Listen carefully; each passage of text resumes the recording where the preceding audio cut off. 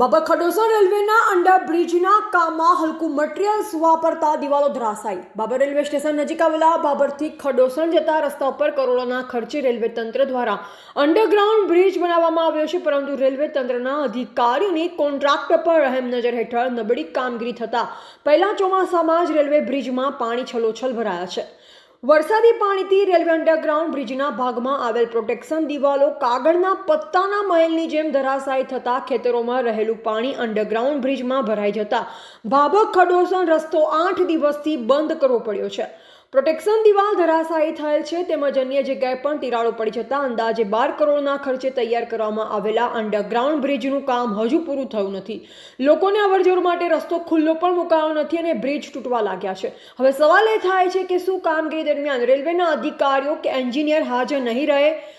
શું કોઈ દિવસ વિઝિટ નહીં કરે કે પછી સરકારી બાબુઓ અને કોન્ટ્રાક્ટરોની મિલીભગતથી આવી હલકી ગુણવત્તાવાળી કામગીરી કરવામાં આવેલ?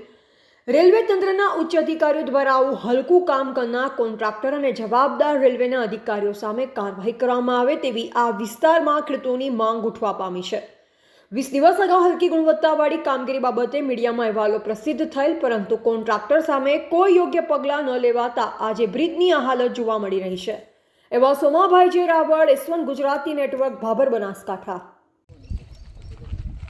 રેલવેવાળા એમ કહી રહ્યા છે એડીએમ સાહેબને બધાય કે કામ સારું કર્યું છે કોન્ટ્રાક્ટરે. કોન્ટ્રાક્ટરે સારું કર્યું જ નથી.